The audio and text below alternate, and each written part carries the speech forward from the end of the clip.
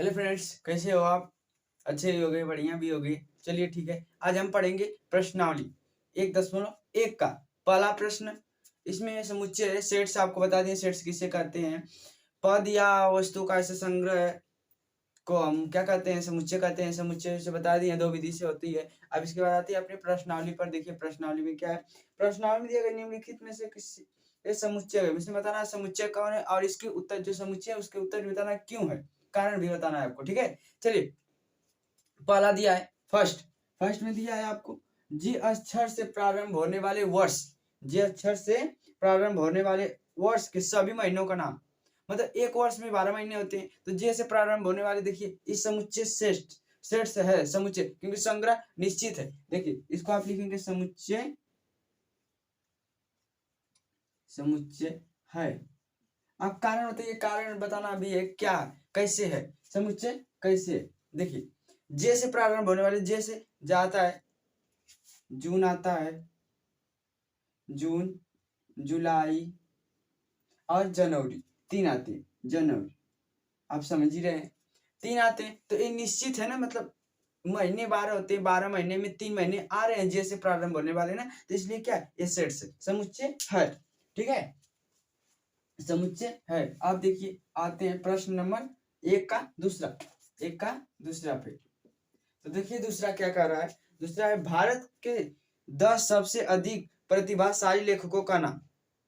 भारत के देखिए एक लेखक का था, लेखक का कोई कहता, ठीक है। देखिए ये समुच्चय नहीं है, क्यों नहीं है कारण बता दे। पहले लिखिए, आप लिखेंगे समुच्चय, समुच्चय नहीं है, समुच्चय नहीं है। अब कारण क्या है, कारण भी जानेंगे। समुच्चय नहीं है तो क्यों नहीं है। देखिए समुच्चय क्यों नहीं है, क्योंकि भारत के 10 सबसे अधिक प्रतिभाशाली लेखकों का संग्रह करा है। देखिए प्रतिभा मतलब कोई लेखक होगा तो कितना खूब अधिक होगा, मतलब जानकारी उसके पास होगी, लेकिन उससे भी कुछ प्रतिभाशाली कोई हो सकता है। किसके कोई किसी के लिए अच्छा, मान लीजिए कोई लेखक है, कोई लेखक मान लीजिए प्रेमचंद्र जी हैं, कोई शुक्ल जी हैं, ऐसे करके है, रामधारी सिंह दिनकर है। किसी के लिए वो प्रतिभाशाली अच्छे होंगे, किसी कोई लेखक हमारे लिए अच्छे होंगे। तो सबसे प्रतिभाशाली कोई नहीं हो सकता, मतलब कोई किसके लिए भी हो सकता है, उसको हम कभी बता नहीं सकते। आपके लिए कोई होगा, हमारे लिए कोई होगा, इस तरह करके, इसलिए समुच्चय नहीं है। ठीक है, आते हैं प्रश्न नंबर एक पर तीसरा, एक का तीसरा पर। चलिए देखिए तीसरा क्या कह रहा है। विश्व के सर्वश्रेष्ठ 11 बल्लेबाजों का संग्रह। 11 बल्लेबाज, देखिए ये भी समुच्चय नहीं है। ये भी क्या है, तीसरा समुच्चय नहीं है। क्यों नहीं है, समुच्चय नहीं है।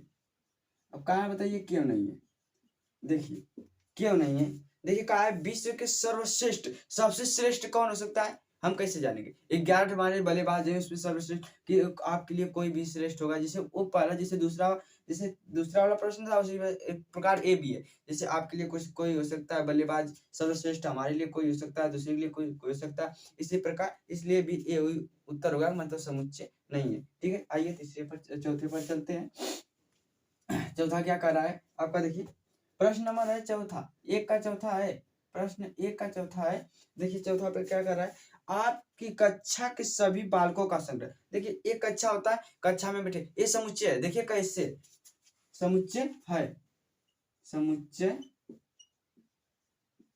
है, समुच्चय देखिए कैसे है समुच्चय।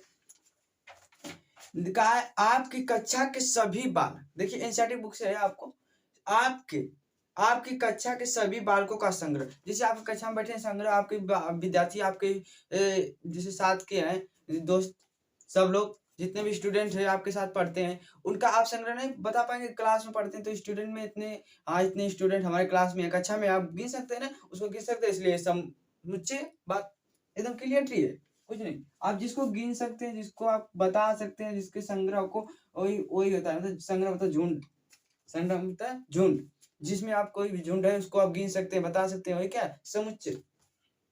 देखिए आप फिर पांचवा का है 100 से कम। पांचवा का है 100 से कम सभी प्राकृत संख्याओं का संग्रह। प्राकृत संख्याओं का संग्रह देखिए प्राकृतिक संख्या आपको पता है, जो गिनती की संख्या को प्राकृतिक संख्या कहते हैं। गिनती की संख्या जैसे 1 से स्टार्ट होती है, अनंत तक जाती है, इनफाइनाइट तक, ठीक है। उसी प्रकार देखिए 100 से कम का है, तो 100 से कम का प्राकृतिक संख्या 1 से स्टार्ट होती है, आपको पता है। तो 1 से स्टार्ट 1 2 3 4 डैश डैश करके काम है, ऐसे करके कितना तक 99 तक। 100 से कम है ना, 100 से कम है ना, हो गया। ये बन ही नहीं रहा है, चलिए ठीक, ठीक बन गया। अब देखिए, अब आता है, अब इसके बाद आता है छठवां सवाल। ये क्या है, ये हमारा क्या है, पांचवा वाला, ये समुच्चय है, क्योंकि इसको हम काउंटिंग कर सकते हैं, गिन सकते हैं, संग्रह को बता सकते हैं, इसलिए क्या है, ये समुच्चय लिखेंगे। पांचवा में आप क्या लिखेंगे, इसको भुला गए थे, अब देखिए समुच्चय लिखेंगे। क्या है, समुच्चय है, क्या लिखेंगे, समुच्चय है, ठीक है, हो गया।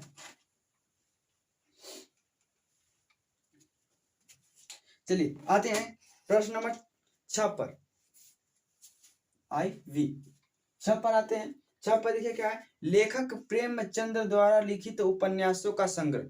लेखक प्रेमचंद्र द्वारा उपन्यासों का संग्रह। अगर आप बताइए कोई लेखक है उपन्यास लिखा है, तो उसको आप गिनती कर सकते हैं कि उपन्यास इतने लिखे होंगे, कहानी काव्य इतने लिखे होंगे, तो आप गिनती कर सकते, काउंटिंग कर सकते हैं। तो क्या है, ये समुच्चय कारण भी हो गया। और तो भी आप लिखेंगे समुच्चय है, समुच्चय क्या है, फर्स्ट का 7वां है, 7वां प्रश्न इसमें का फर्स्ट का। देखिए, का सभी सम पूर्णांक संग्रह का संग्रह। तो सभी पूर्णांक, पूर्णांक क्या होते हैं, पूर्णांक भी जानना मुझे, और सम करा, तो सम उसे कहते हैं जो संख्या दो से करती है उसे सम संख्या कहते हैं। तो सम पूर्णांक का, पूर्णांक को आप पता है कि अगर 0 से दाहिने साइड प्लस में रहता है, प्लस इनफाइनाइट तक, और इधर माइनस इनफाइनाइट तक रहता है, तो इसे पूर्णांक कहते हैं। तो करा इसमें सम का है, सम सभी सम पूर्णांक का संग्रह, सभी सम पूर्णांक करा है, तो प्लस में पढ़ लीजिए, मान लीजिए सब भी करा, तो 0 से लीजिए 0, 2, 4, 6, 8, ये क्या है, डैश डैश से चला जाएगा इनफाइनाइट तक। ये क्या है, आपका संग्रह। तो आप कह देंगे ये क्या है, हमारा समुच्चय, समुच्चय है, हो गया, एकदम सिंपल। ठीक, आगे आते हैं। देखिए, इस अध्याय में आने वाले प्रश्नों का संग्रह। अध्याय का, तो मान लीजिए श्रेष्ठ आप समुच्चय पढ़ लेते, इसमें आपको पता है कि कौन कौन से कैसे कैसे प्रश्न आ सकते हैं, जब पढ़ लेंगे तब, ठीक है। मतलब जिस चीज को आप बता, आप इसको बता देंगे कि नहीं कि संग्रह, तो जैसे कोई भी प्रश्न आने वाले इस अध्याय में, तो आप बता देंगे कि हाँ संग्रह, तो हो गया समुच्चय, ये भी हो गया।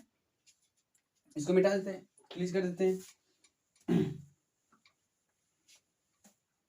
देखिए आता है 8वां, 8वां आप इसको लिखेंगे समुच्चय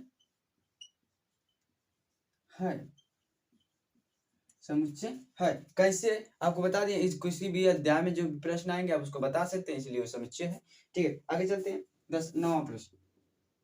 9वां प्रश्न में क्या कर रहा है, विश्व के सबसे अधिक खतरनाक जानवरों के नाम। देखिए, या एकदम लास्ट प्रश्न है, इसको अच्छे से समझेंगे। विश्व के सबसे खतरनाक जानवरों के नाम कहा है, तो विश्व के सबसे खतरनाक जानवर, देखिए कुत्ता आपके लिए खतरनाक होता है, हमारे लिए शेर हो सकता है, हमारे लिए हम शेर जिया है, तो शेर हमारे लिए नहीं हो सकता, ठीक। मैं कुत्ता नहीं जिलाया है, मान लीजिए कुत्ता से हमको डर है, तो कुत्ता हमारे लिए खतरनाक है, लेकिन आपके लिए क्या है, प्रिय, आपके लिए क्या है, प्रिय। तो देखिए आपके लिए प्रिय होगा, लेकिन हमारे लिए खतरनाक होगा, इसलिए आपके लिए मतलब उसका कोई निश्चित नहीं है, मतलब आपके लिए कुछ उसका भाव है और हमारे लिए कुछ उसका भाव है, ठीक है। इसके विश्व के सबसे खतरनाक जानवरों का संग्रह, तो आप किसी संग्रह नहीं बता सकते, मतलब कि उसका कौन सा जानवर कितना खतरनाक हो सकता है, संग्रह बताने के लिए सबसे अधिक बताना पड़ेगा, उसमें एक काउंटिंग एक मेन होना चाहिए कि है, तो उसमें कोई आपको सब कोई भी खतरनाक हो सकता है, कोई भी हो सकता है किसी वजह से, इसलिए आपको ये क्या है, समुच्चय नहीं है, आप लिखेंगे समुच्चय नहीं है, नहीं है, ठीक है, समाप्त।